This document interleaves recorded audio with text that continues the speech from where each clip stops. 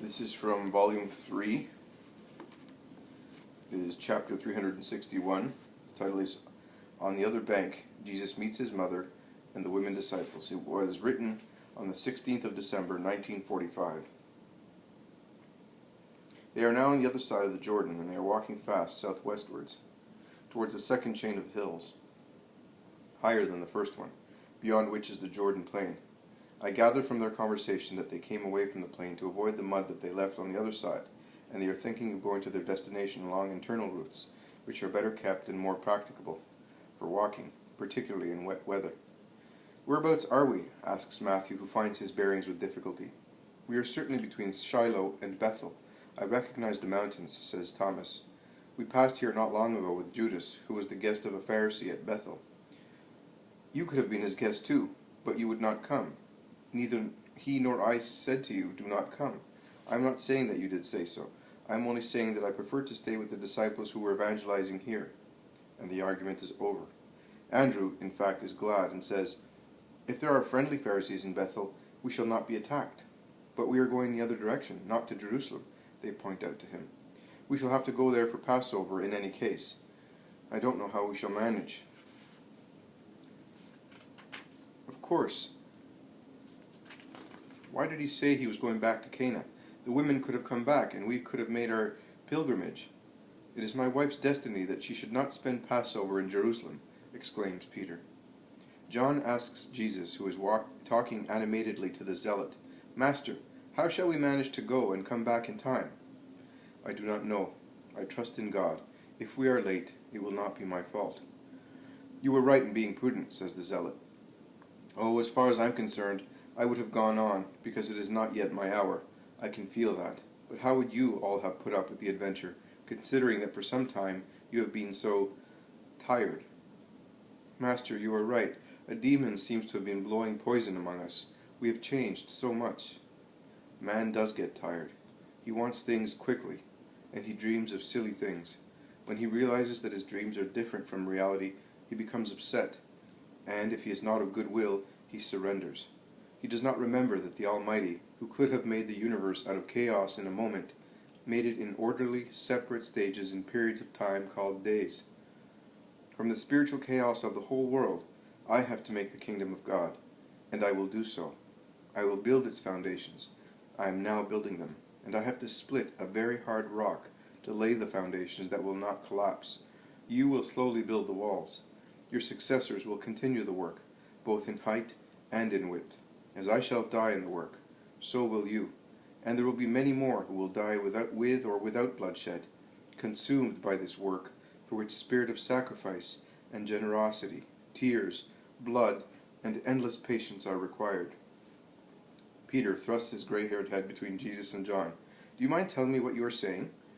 "Oh, Simon, come here. We were talking of the future church. I was explaining that, contrary to your hurry, your tiredness, your discouragement, and so forth, it exacts calm perseverance, exertion, and trust. I was saying that the sacrifice of each of its members is required, starting with me, the founder. I am, in fact, its mystical head, for you, for all the disciples, for all those who will be called Christians and will belong to the universal church. And really, in the great classification of the hierarchy, the most humble people, who seem to be simple numbers, will be the ones who will make the church truly vital. In actual fact, I will often have to seek refuge in them to continue to keep alive the faith and the strength of the continuously renewed apostolic colleges, and I will have to allow those apostles to be tortured by Satan and by envious, proud, incredulous men, and their moral martyrdom will not be less painful than a material one, as they will find themselves between the active will of God and the wicked will of man, who will act as an instrument of Satan, and by every means and effort will endeavor to make them appear as mendacious, mad, possessed persons, in order to paralyze my work in them and the fruits of my work, which are many victorious blows against the beast. And will they resist? They will resist, even if I am not physically with them. They will have to believe not only that their destiny is their duty to believe, but also in their secret mission. And they will have to believe that it is holy and useful, and that it originated from me, while Satan will hiss around them to terrorize them, and the world will shout to deride them, and not always perfectly bright minister of God, to condemn them. That is the destiny of my future voices. And yet I will have no other means to rouse men and bring them back to the gospel and to the Christ.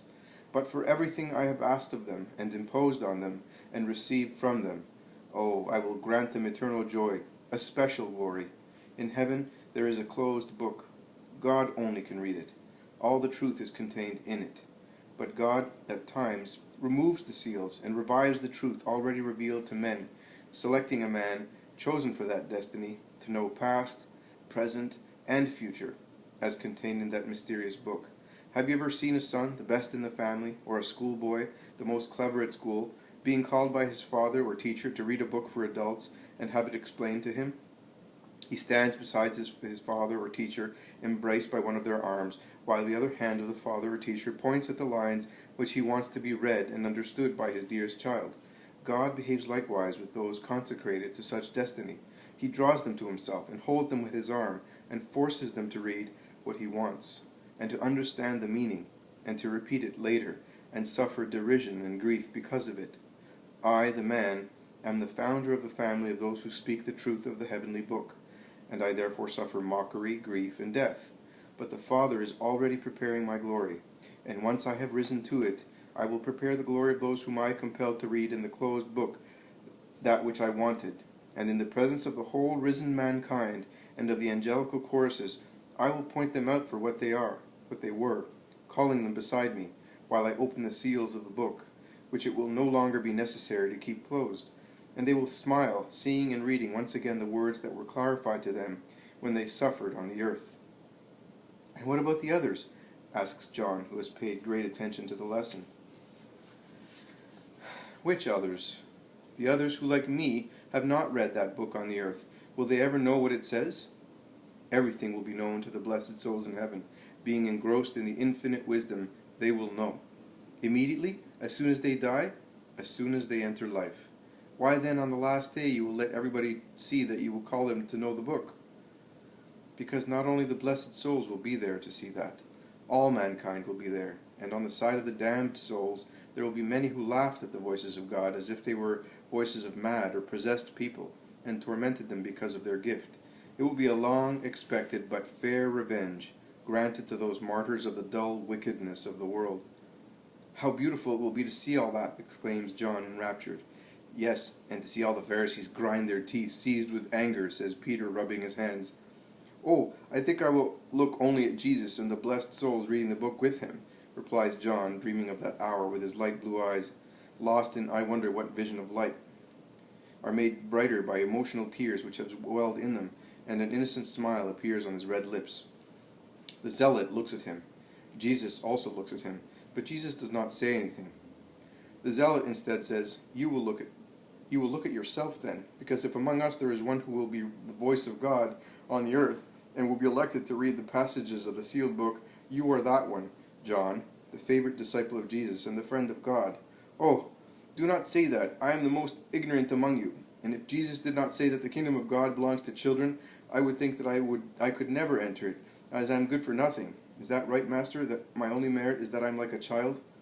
Yes, you belong to blessed childhood, and may you be blessed because of that. They continue to walk for some time. Then Peter, who looks back along the tracks on which they are, exclaims, Merciful Providence, that is the woman's wagon. They all turn around. It is in fact Johanna's heavy wagon that is coming forward, drawn by two strong horses. They stop, waiting for it. As the leather tilt is completely lowered, it is not possible to see who is in the wagon. Jesus beckons to the driver to stop, and the man utters an exclamation of joy when he sees Jesus standing on the edge of the road with his arm raised. While the man stops the two panting horses, the lean face of Isaac appears through an opening in the tilt. The Master, he shouts. Mother, rejoice, he is here. One can hear voices of women and shuffling of feet in the wagon, but before one of them gets off, Manaen, Marjam, and Isaac have jumped down and are worshipping the Master. Are you still here, Manaen? I have remained faithful to orders, particularly now, as the women are afraid. But we obeyed because it is our duty to obey. But I can assure you that there was nothing to worry about. I know for certain that Pilate has called riotous fellows to order, stating that anyone giving rise to rebellions during the feast days would be severely punished. I think that Pilate's wife and above all her lady friends are connected with such protection. At the court we know everything and nothing, but we know enough. And Manaen moves to one side to make room for Mary, who has got off the wagon and has walked a few steps towards them, and is very clearly anxious and deeply moved. They kiss each other while all the women disciples worship the Master. Neither Mary nor Martha of Lazarus are there. Mary whispers, "How much anguish since that evening! How everybody hates you, son!" And tears stream down the red lines left on her face by the many tears shed during the previous days. But you can see that the Father sees to everything, so do not weep. I defy all the hatred of the world bravely, but one tear of yours depresses me. Cheer up, Holy Mother. And embracing her with one arm, he turns round to greet the women disciples, and particularly Joanna, who came back to accompany Mary. "Oh, Master, there is no difficulty in staying with your mother. Mary was held up in Bethany because her brother is suffering so much, so I came. I left the children with the wife of the guardian of the mansion, as she is kind and motherly, but there is also Chusa to look after them. So you can imagine whether Matthias, who is my husband's pet, will lack anything. But Chusa also told me that it was not necessary to leave. The proconsul's warning has caused Herodias also to draw her claws in. The tetrarch, too, is trembling with fear, and he is worried about one thing only, that Herodias may ruin him in the eyes of Rome. The death of John has destroyed many situations that were favorable to Herodias, and Herod is fully aware that the people are against him because of John's murder. The old fox realizes that the worst punishment for him would be to lose the hateful, illusory protection of Rome. The people would attack him at once. So do not worry, he will do nothing on his own initiative. In that case, let us go back to Jerusalem. You can proceed without any fear about your safety. Let us go. Let the women get into the wagon again, and Matthew and whoever is tired will go with them.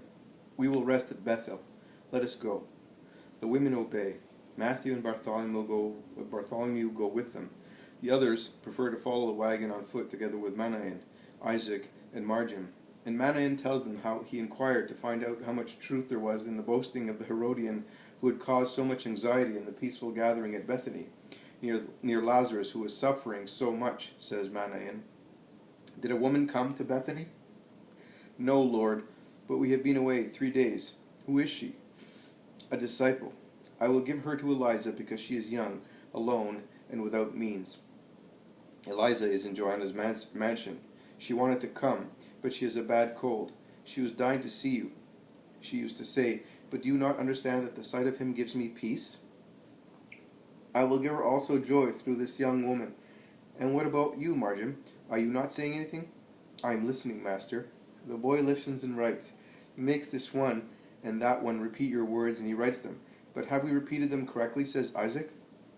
"I will examine the work of my disciples and add anything which should be missing," says Jesus, caressing the bronzed cheek of Marjam. And he asks, "And what about your old father? Have you seen him?" "Oh, yes, he did not recognize me. He wept for joy. But we shall see him at the temple, because Ishmael is sending them. He has even given them more days this year. He is afraid of you." "I should think so, after what happened to Hananiah in the month of Shebat," says Peter, laughing. But the fear of God does not build, it demolishes. It is not friendship. It is only expectation that often changes into hatred. But everybody gives what one can. They go on their way, and I lose sight of them.